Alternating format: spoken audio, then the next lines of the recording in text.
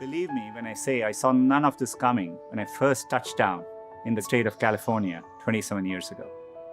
The only thing that got me from there to here, other than luck, was a deep passion for technology and an open mind.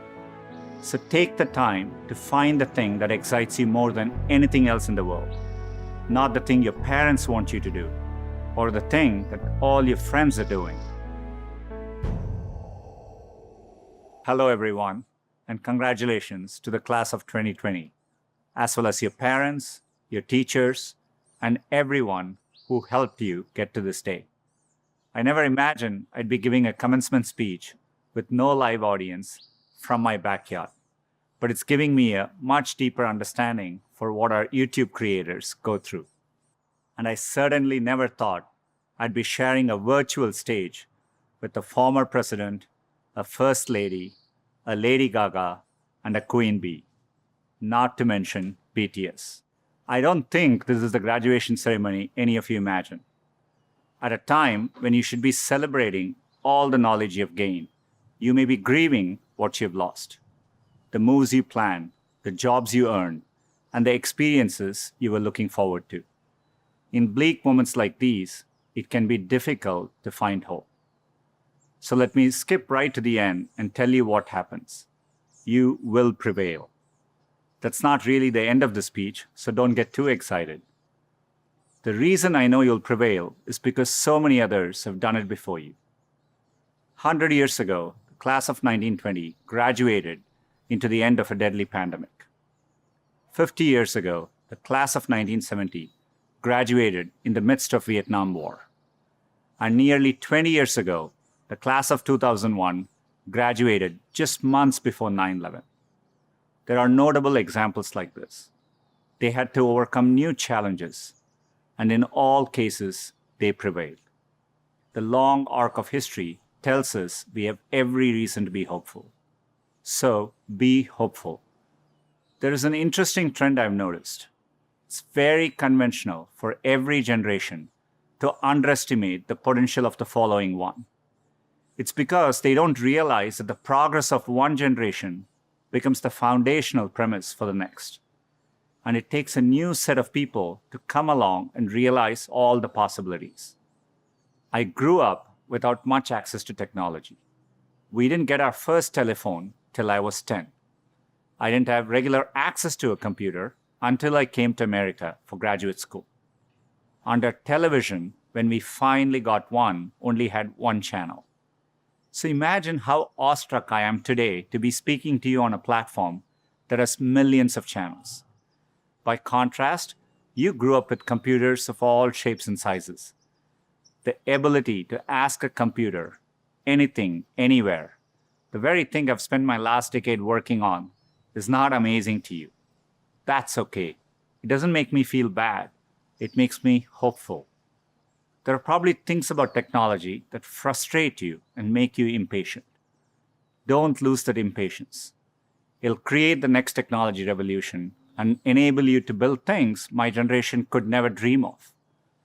You may be just as frustrated by my generation's approach to climate change or education. Be impatient. It'll create the progress the world needs. You will make the world better in your own way, even if you don't know exactly how. The important thing is to be open-minded so that you can find what you love. For me, it was technology. The more access my family had to technology, the better our lives got. So when I graduated, I knew I wanted to do something to bring technology to as many others as possible. At the time, I thought I could achieve this by building better semiconductors. I mean, what could be more exciting than that? My father spent the equivalent of a year's salary on my plane ticket to the US so I could attend Stanford. It was my first time ever on a plane. But when I eventually landed in California, things weren't as I had imagined.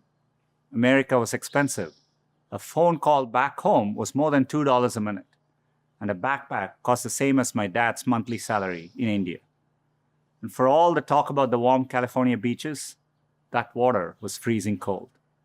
On top of all that, I missed my family, my friends, and my girlfriend, now my wife, back in India.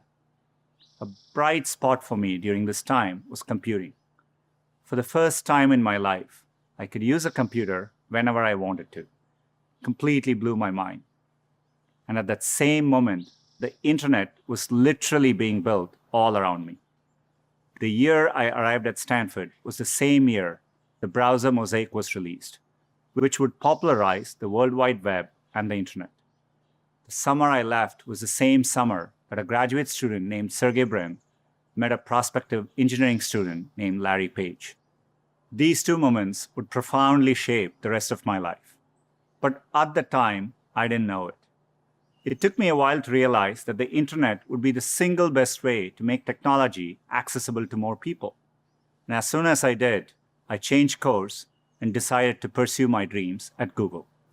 I led the effort to launch one called Chrome in 2009 and drove the effort to help Google develop affordable laptops and phones so that a student growing up in any neighborhood or village in any part of the world could have the same access to information as all of you. Had I stayed the course in graduate school, I'd probably have a PhD today, which would have made my parents really proud. But I might have missed the opportunity to bring the benefits of technology to so many others. And I certainly wouldn't be standing here speaking to you as Google's CEO. Believe me when I say I saw none of this coming when I first touched down in the state of California 27 years ago. The only thing that got me from there to here, other than luck, was a deep passion for technology and an open mind. So take the time to find the thing that excites you more than anything else in the world. Not the thing your parents want you to do, or the thing that all your friends are doing, or that society expects of you. I know you're getting a lot of advice today, so let me leave you with mine. Be open, be impatient, be hopeful. If you can do that, history will remember the class of 2020, not for what you lost, but for what you changed. You have the chance to change everything. I'm optimistic you will. Thank you.